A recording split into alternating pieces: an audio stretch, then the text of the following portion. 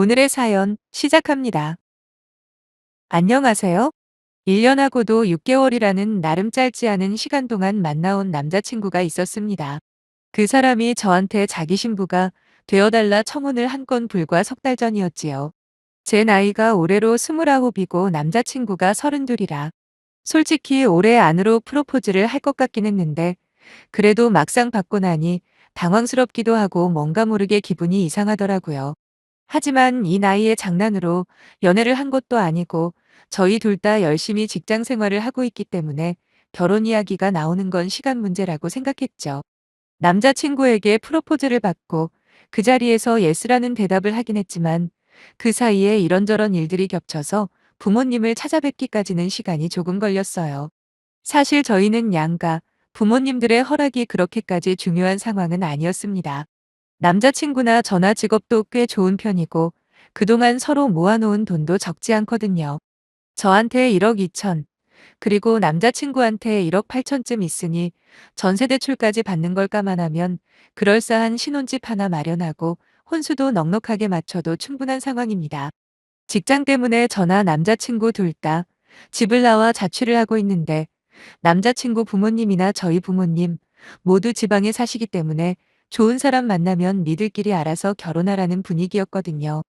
사실상 결혼 승낙을 받으러 간다기보다는 그냥 얼굴 보여드리고 인사나 드리러 가는 건데 특히나 남자친구 부모님 댁이 거리가 멀다 보니 시간을 빼기가 쉽지는 않더라고요.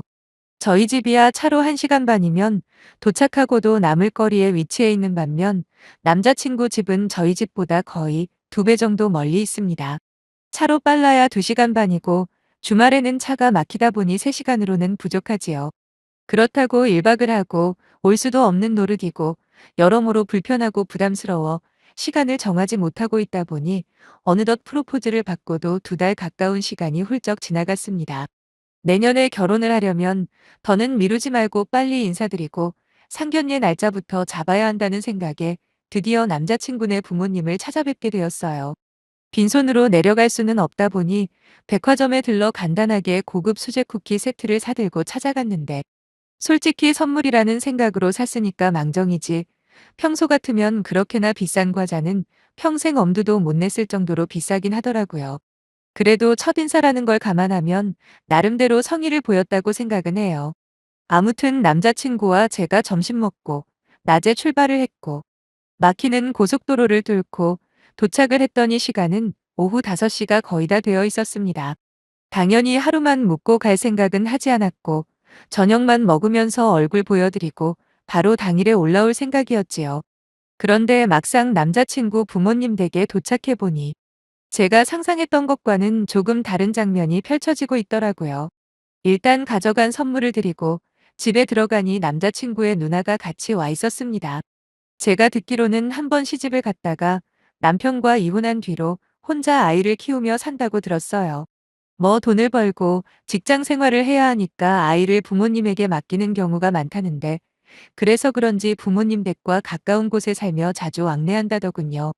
사실 저희가 며칠 전부터 간다고 이야기하고 도착을 한 건데 손님 맞는 준비가 전혀 되어 있지 않았을 뿐만 아니라 남자친구의 부모님도 편한 복장으로 있으셨고 남자친구의 누나도 아이와 함께 낮잠을 자고 있었습니다. 이제 곧 저녁 시간인데 아무런 준비도 안 되어 있었고요. 저는 어차피 이렇게 된 거 인사만 빨리 드리고 일어나야겠다 생각했어요. 아무리 저희가 알아서 하는 결혼이고 양가 부모님 허락이 중요한 상황이 아니라고는 하지만 오늘 처음 보는 날인데 너무 예의가 없는 거 아닌가 싶은 마음이 들더라고요. 당연히 제가 그 사람들보다 나이가 훨씬 어린 사람이지만 그래도 손님은 손님 아닙니까? 그러면 최소한의 손님 맞을 준비는 하고 있어야죠. 제 미래 시부모님이 되실 두 분은 심지어 목이 늘어날 대로 늘어난 티셔츠 차림이고 예비 신우인 남자친구의 누나 역시 한참 낮잠 자다가 헝클어진 모습으로 저를 맞이하더군요. 미리 몇 시에 도착한다 이야기를 하지 않은 것도 아닙니다. 왜냐하면 1시간 전 휴게소에 들렀을 때 분명히 남자친구가 전화하는 통화 내용을 들었거든요. 괜히 아침 일찍 일어나 화장하고 백화점까지 들렀는데 오히려 제가 이상한 사람이 돼버린 느낌이었습니다. 아무튼 준비해간 선물을 드리고 거실 소파에 앉아 있었는데 어머님은 저녁 식사 준비도 전혀 되어 있지 않아 뭘 차릴까 고민을 하시던 눈치였어요. 제가 먼저 그냥 나가서 남자친구랑 같이 밥 먹고 올라가면 그만이니까 식사 준비하지 말라고 이야기를 했는데 어머님께서는 한사코 저녁은 먹고 가라며 붙드시는 겁니다. 그래도 여기까지 온 손님인데 어떻게 밥 한 끼 안 먹이고 보낼 수 있겠냐고 말이에요. 그러면서 저더러 하시는 말씀이 묵은지가 조금 남은 게 있는데 그걸로 김치찜을 만들어 주신다는 게 아니겠어요?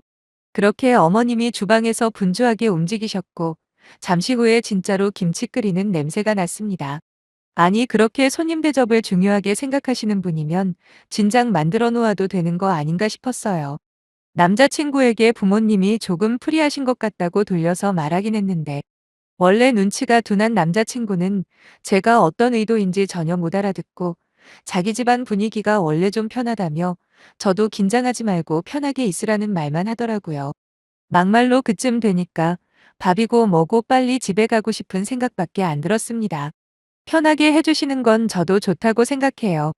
하지만 옆집에서 친구가 놀러 온 것도 아니고 이건 너무 격식을 안 갖추는 게 아닌가 하는 생각이 자꾸 들면서 기본적으로 저에 대한 일말의 존중도 없다는 결론밖에 안 나왔거든요. 근데 어쩌겠습니까? 이미 요리는 시작된 거고 차려주는 밥이나 후딱 먹고 가야지 하고 있었는데 갑자기 주방에 계시던 어머님이 저를 부르시더군요. 혹시라도 뭐 도와드릴 일이 있나 싶어 가봤더니 글쎄 냉장고에 고기를 사다 놓은 줄 알았는데 그게 아니라면서 어머님은 지금 고기를 사와야 하니까 저더러 쌀 씻어서 밥을 좀 하라는 거예요. 쌀이 있는 위치를 손수 알려주시더니 밥은 할 줄 알지? 하시는데 솔직히 조금 황당하긴 했지만 뭐 어쩌겠어요. 물론 남자친구를 놔두고 굳이 손님으로 찾아온 저한테 밥을 하라고 시키는 게 달갑진 않지만 그래도 어머님이 편하게 놀면서 시키시는 것도 아니고 밥 정도는 할 수 있다 생각하고 밥을 하긴 했습니다. 다만 저는 혼자 자취하며 살기 때문에 지금까지 2인용 밥솥을 사용해 왔거든요. 보통 밥을 한 번 할 때 공기밥 두세 개 정도 분량의 밥만 해봐서 이런 가정용 큰 밥솥은 처음 사용해 봤습니다. 어머님이 시키신 대로 쌀을 5컵 정도 넣었는데 막상 물은 얼마나 잡아야 하는지 모르겠더라고요. 하지만 괜히 물어봤다가 너는 집에서 밥도 한 번 안 해봤냐고 핀잔을 들을 것 같아서 적당하게 맞춰서 취사를 눌렀습니다. 잠시 후에 어머님이 고기를 사서 다시 돌아오셨고 저는 이제 도와줄 거 없으니까 거실에 나가 앉아 있으라 하시더군요. 그리고 한 30분 정도 지났을 때 저녁 준비가 다 됐다면서 저보고 식탁 위에 수저를 놓아달라고 해서 또 도와드렸지요. 손님으로 왔는데 자꾸 심부름을 시키는 것 같은 느낌이 들긴 했지만 그래도 밥까지 해주시는데 이 정도는 할 수 있는 거라 생각해서 기분 나쁘진 않았어요. 그렇게 식탁 세팅을 해놓고 또 도와드릴 거 없냐 물었더니 저보고 김치가 다 익었으니 먹기 좋게 잘라서 접시에 담으라 하시더군요. 그냥 예의상 물어본 건데 자꾸만 뭔가를 시키시는 상황이 솔직히 달갑지는 않았지만 뭐 어쩌겠어요. 어려운 것도 아니고 고작 김치 자르는 일인데요. 괜히 분위기 이상하게 만들 필요는 없다 싶어 고기와 김치를 먹기 좋게 잘라서 접시에 담아놨는데 어머님이 그걸 보시고는 깜짝 놀라 한마디를 하시는 게 아니겠습니까? 아니 이걸 이렇게 잘라놓으면 어떡하냐고 김치를 이렇게 옆으로 잘라놨다면서 짜증을 내시더라고요. 한마디로 김치찜인데 김치를 가로로 자르지 말고 길게 쭉쭉 찢어 놓으라는 말씀이셨고 저는 어차피 다 익은 상태에서 먹을 건데 괜시리 불편하게 그렇게 먹을 이유 없다고 생각해서 그냥 잘랐거든요. 막말로 뜨거운 김치를 가위로 자르는데 어떻게 결대로 일일이 자르고 있겠냐고요. 그리고 애초에 본인이 원하는 게 있으면 당신께서 직접 하면 그만이지. 저한테 기껏 다 시켜놓고 마음에 안 든다 핀잔을 주니까 은근히 기분이 상하더라고요. 그래도 내색 안 하고 있었는데 엎친 데 덮친 격으로 이번에는 또 밥이 문제였어요. 솔직히 물이 조금 많긴 했습니다. 인정할게요. 그래도 완전 진밥까지는 아니고 살짝 진 정도였는데도 우리 집은 다들 꼬들밥 좋아하는데 밥이 질어서 야단났다 하면서 얼마나 호들갑을 떠시는지. 애초에 이런 말은 저한테 밥을 안 쳐달라 할 때 그때 말을 했어야 하는 거 아닌가요? 완전 죽처럼 퍼진 것도 아니고 살짝 진 정도인데 그냥 먹어도 아무 문제다고 저는 생각하거든요. 하지만 어머님이 계속 옆에서 밥을 한 공기 퍼 담을 때마다 아이고 이렇게 질어서 어떡하니 그냥 내가 할 걸 괜히 너를 시켜가지고 아주 엉망이 됐네 이러시는데 저도 사람인지라 점점 짜증이 나더라고요. 더 황당한 건 식사 준비를 다 해놓고 나서야 기어 나온 그 집 식구들이었습니다. 식탁 위에 음식들을 보고 다들 한마디씩 하기 시작한 거지요. 밥이 질다. 김치는 왜 이런 식으로 잘라놨냐 등등 남친 아버지부터 예비 신우까지 쉬지 않고 투덜대는 거예요. 제가 주방 들락날락거리며 어머님 도와 식사 준비한 거 그 집안 사람들 중에 모르는 사람 하나도 없어요. 그런데도 심지어 남자친구조차도 김치찜 김치는 이렇게 자르면 맛이 없다며 툴툴거리길래 그때 참고 있던 인내심이 다했고 저는 그대로 일어나서 저녁은 먹지 않고 그냥 가보겠다 했습니다. 아무래도 제가 저녁 식사를 망친 것 같은데 일단은 죄송하다고 대신 다시는 그럴 일 생기지 않을 테니 걱정 마시라 이야기를 했어요. 처음에 그냥 가방 챙겨서 신발만 신고 바로 나오려고 했거든요. 그런데 나가려다가 가만 생각해 보니 아침부터 일어나서 백화점까지 가서 사온 그 값비싼 수제 쿠키들이 너무 아깝다는 생각이 들더라고요. 이게 돈이 얼만데 나름대로 잘 보여야겠다는 생각에 평소에 잘 안 하는 화장까지 하고 백화점에서 선물까지 사온 제가 정말 바보 같았어요. 그래서 주방 한켠에 포장도 안 뜯은 채로 그대로 있던 쿠키 세트를 챙겨 들고 나와버렸지요. 이 인간들은 마트에서 파는 싸구려 과자들이나 먹는 게 맞겠다 싶었고 이건 나중에 저희 부모님에게나 가져다 줘야겠다는 생각이었거든요. 그 집안 식구들은 다들 황당하다는 표정으로 저를 바라보았고 남자친구가 뒤늦게 사태 파악을 했는지 저를 따라 나와서 붙잡더라고요. 네가 이렇게 가버리면 우리 식구들은 뭐가 되냐고 하면서 괜히 분위기 이상하게 만들지 말고 들어가서 같이 저녁 먹고 올라가자는 남친에게 너나 실컷 처먹으라고 소리쳐버렸습니다. 아직도 상황 파악이 안 되냐. 이 와중에 등신처럼 같이 식탁에 앉아서 밥을 먹고 있으면 너네 엄마나 누나가 나를 얼마나 한심하게 보겠냐고 따졌어요.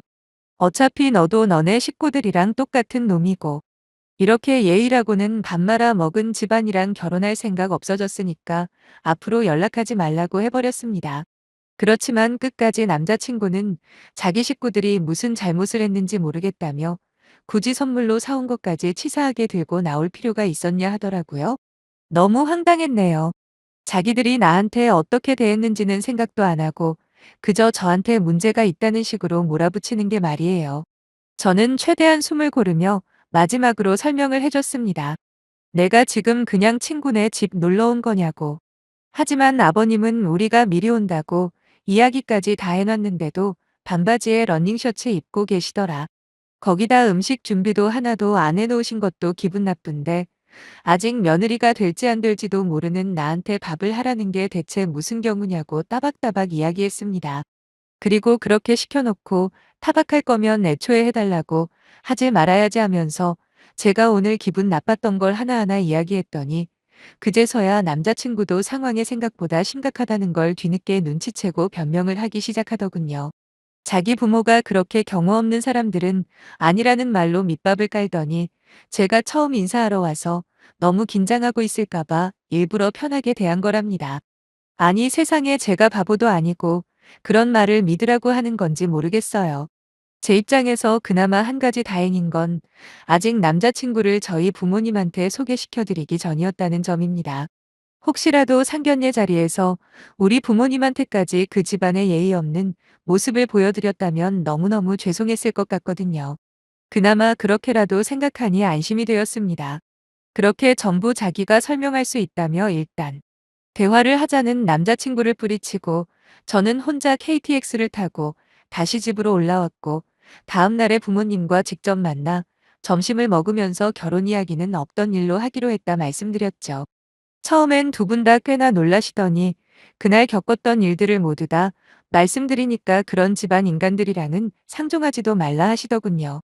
일부러 제 기를 죽이고 기선제압을 하려고 그랬다는 것 같다면서 그따위 싹수노란 인간들이랑 엮이면 인생이 피곤해진다 하셨어요.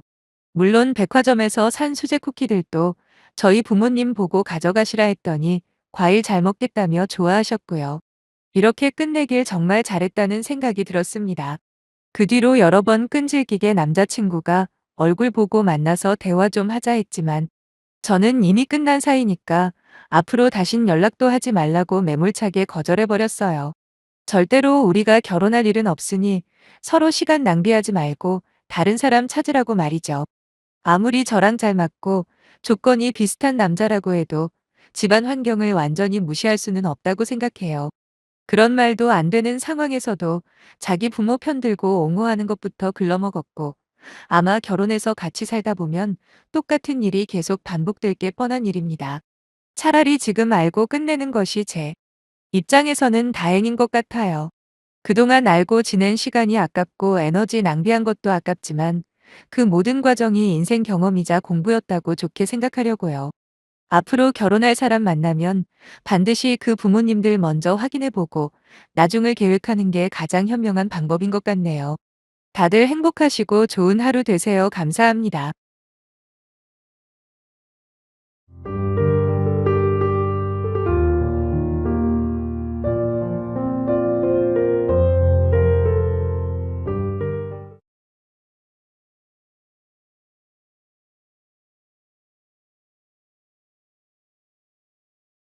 오늘의 사연 시작합니다. 안녕하세요. 저는 현재 주얼리샵을 운영하고 있는 돌싱녀예요. 이혼한 지는 1년이 넘었는데 오늘 드디어 지금까지 가슴에 담아두기만 했던 이야기를 해보고자 합니다. 친정 부모님 외에는 그 누구에게도 말하지 못한 사연이에요. 여기에 말을 한다고 해서 지나간 과거가 바로잡히는 것도 아니겠지만 그래도 한 번쯤은 말하고 싶었는데 이제서야 용기를 내보네요. 아마 저보고 미련하다 욕하실지도 모르겠지만 그런 말들조차 다 떠안을 각오는 되어 있으니 제 이야기 한번 들어봐 주시면 감사하겠습니다. 저와 남편은 부모님의 친분을 계기로 만나게 된 케이스예요. 시아버지가 제법 큰 규모의 대기업 계열사를 운영하는 오너셨거든요. 저희 아버지는 거기에 주요 거래처 사장님이시고요. 두 분이서 연배도 비슷하시고 아무래도 사업상 자주 만나시며 친해지신 모양이더라고요. 그래서 종종 함께 골프를 치시거나 함께 낚시도 가곤 하셨죠. 저는 외동이고 남편은 위로 형이 한 명 있습니다. 돈이 많건 적건 어느 부모나 마찬가지겠지만 가장 중대한 관심사가 바로 자식 문제 아니겠어요? 두 분이서 이런저런 이야기를 하시다 저와 남편에 대해서 말이 나왔고 시아버지가 먼저 제안을 하셨답니다. 둘이 한번 맺어주면 어떻겠냐고요. 아버지는 그 자리에서 승낙을 하셨고 그게 저와 남편이 인연을 맺게 된 시작점이었네요.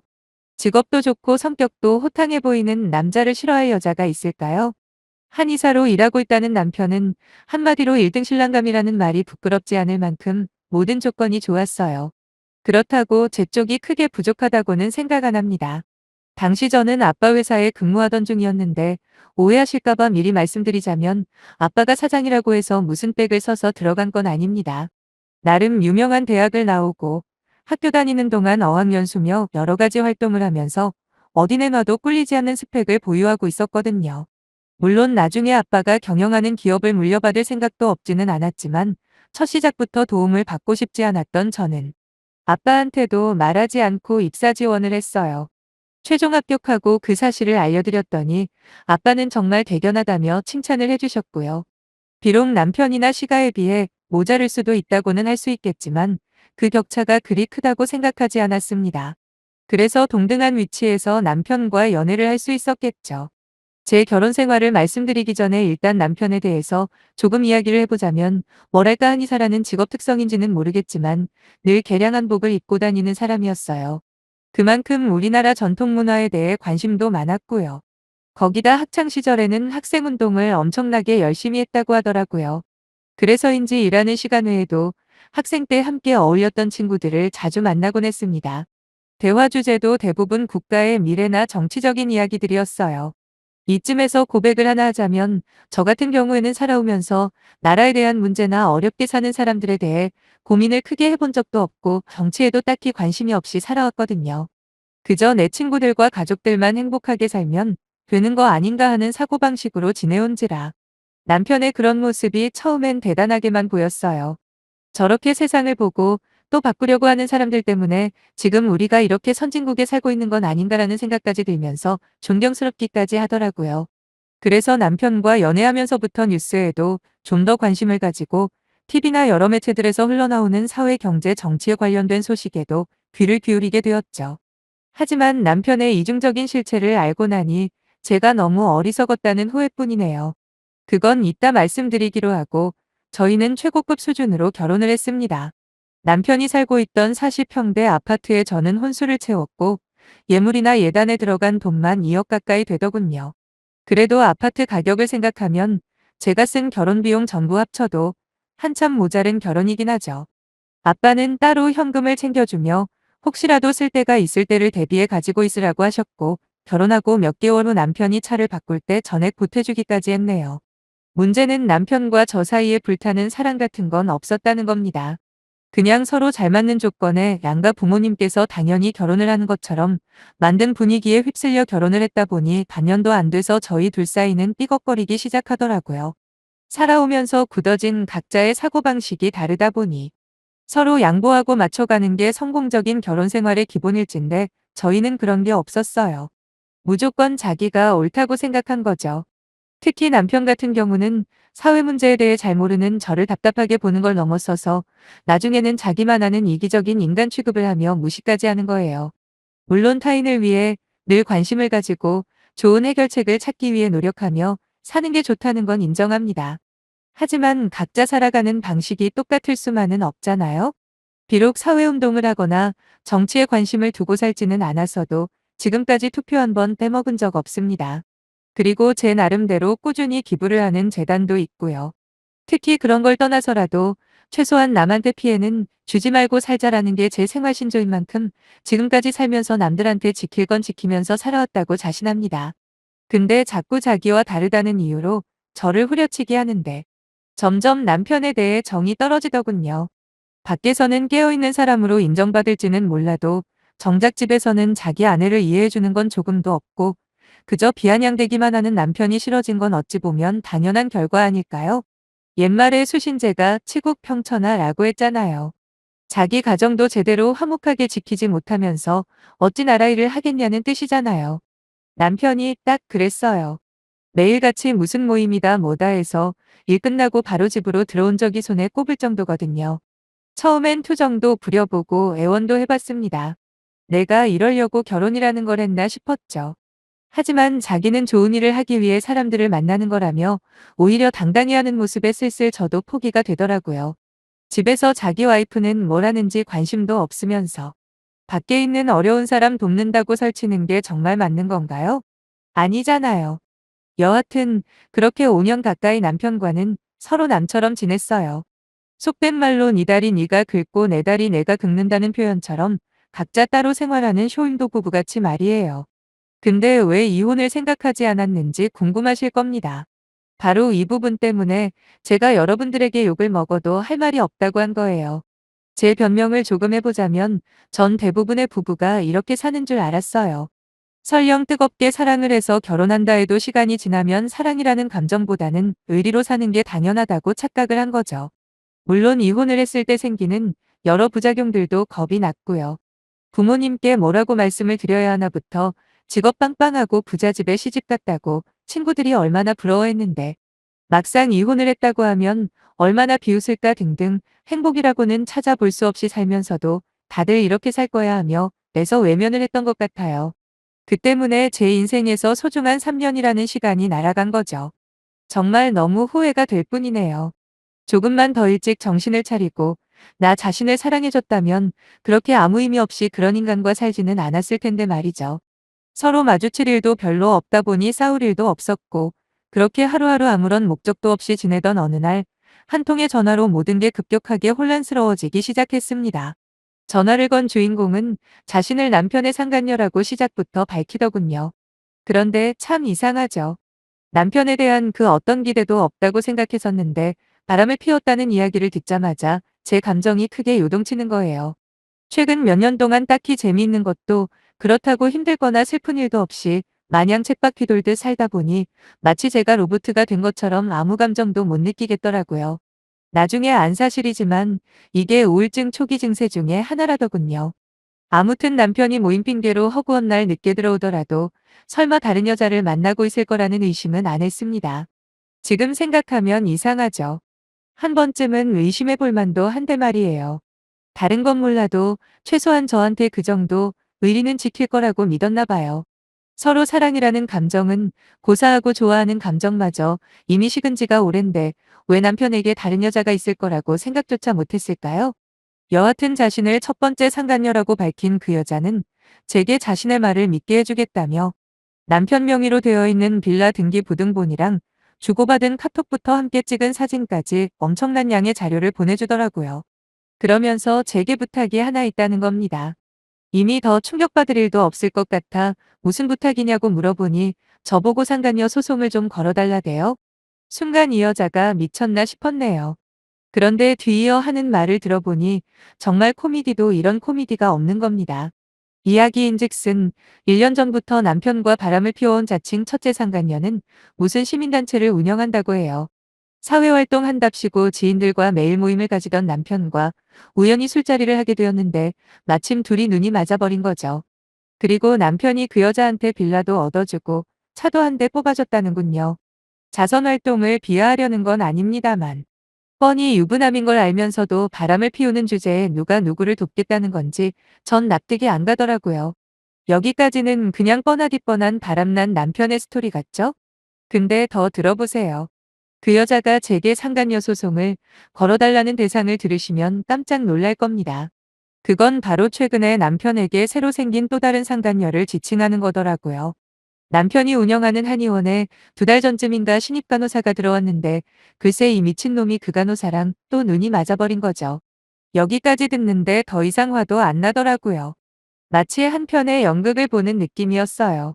이 모든 일들에서 저는 완전히 빠져 그저 관객 입장에서 이 정신 나간 새 남녀의 이야기를 보는 그런 느낌 말이에요. 더 어이가 없는 건 남편이 새로 바람이 난 신입 간호사가 20대 중반이라는 거예요. 남편과 거의 띠동갑인 두 번째 상간녀인 간호사는 놀랍게도 남편에게 와이프 외에도 한 명의 여자가 더 있다는 사실을 알았음에도 불구하고 그놈의 돈 때문에 남편과 헤어질 생각이 없다는 겁니다. 거기다 남편이 그러더래요. 이제 헤어지자고요. 그러니 차는 가지고 빌라에서만 나가달라는 말을 하는데 지 말로는 이런 경우가 어디 있냐고 다른 사람도 아닌 저한테 하소연을 하며 눈물까지 흘리더라고요. 미치고 환장하겠더라고요. 내가 누군 줄 알고 나한테 이런 이야기를 하는 거지? 역시 유부남이랑 바람을 피우려면 이 정도 똘끼는 있어야 하는구나 싶었어요. 결론은 자기는 본처가 아니니 상간녀 소송 걸 자격이 없다. 그러니 저보고 그 맹랑한 둘째 상간녀를 소송 걸어 달라는 거였습니다. 그러면서 자기는 자백도 하고 자료까지 제공했으니 한 번만 봐달라는 말도 잊지 않았죠. 정말 신기한 게 뭔지 아세요? 참 웃기게도 남편과 이혼을 할 생각을 하기 시작하면서 전 제 인생에 대해서 생각하기 시작했다는 거예요. 지금까지 내가 할 수 있는 게 얼마나 많았는데 결혼이라는 방패 뒤에 숨어서 아무 의미 없이 시간을 낭비했을까 후회가 되더라고요. 이제라도 빨리 여기서 벗어나고 싶은 마음밖에 없던 저는 친정 부모님께 첫째 상간녀가 준 사진이며 카톡 대화 내용 보여드리고 곧바로 남편에게 이혼 소송 걸었습니다. 그리고 아빠가 직접 알아봐 주신 변호사님을 통해서 2명의 상간녀에게도 당연히 고소장 날려줬고요. 남편은 뻔뻔스럽게도 이혼은 해줄 테니 대신 협의 이혼으로 해달라고 하더라고요. 법으로 받을 수 있는 위자료보다 훨씬 돈을 많이 준다고 하면서 저를 설득하려 별의별 소리를 다 하는데 정말 역겨워 죽는 줄 알았네요. 나라의 앞날이 어떻고 서민이 잘 사는 게 나라가 잘 사는 거라는 둥 마치 지가 애국 열사라도 되는 양 온갖 멋있는 말은 다 하고 다녔으면서 정작 뒤로는 지 와이프 몰래 바람이나 피고 다니는 놈이었던 겁니다. 그것도 2명이나요. 그러면서 진심으로 사과 한 번 안 하더군요. 그저 자기 체면이 어쩌고저쩌고 사회적 지위가 어쩌고저쩌고 하는데 정신이 번쩍 드는 겁니다. 삶의 목표도 없이 그냥 흘러가는 대로 살아온 대가를 치르는구나 싶기도 하고 조금만 노력하면 누구보다 행복하게 살 수 있는 조건이 되면서도 너무 생각 없이 살았구나 하는 반성도 되더라고요. 그래서 이혼 소송이 끝나자마자 재산 분할받은 거랑 위자료 합쳐서 현재 하고 있는 주얼리샵 오픈한 겁니다. 혼자 조용히 장사하면서 천천히 내가 진정으로 원하는 게 뭔지 찾아보려고요. 아직 늦지 않았겠죠? 아빠와 엄마는 그냥 집에 들어와서 지내라고 하셨는데 싫다고 했어요. 그러면 다시 예전처럼 술에 술 탄 듯 물에 물 탄 듯 흐지부지 대충 살 것 같았거든요. 죽이 되던 밥이 되던 제 힘으로 만들어 보렵니다. 다른 사람들에게 피해 안 주고 살았다는 것만 강조하며 그래도 이 정도면 잘 사는 게 아닌가 스스로 세뇌하던 예전의 모습으로는 절대 안 돌아갈 거예요. 한 번 사는 인생. 누구 말처럼 화끈하고 재미있게 살다 가야죠. 행운을 빌어주시면 감사할 것 같네요. 껍데기로 살아왔던 시간을 회복하려면 정말 타이트하게 살아야겠네요. 감사합니다.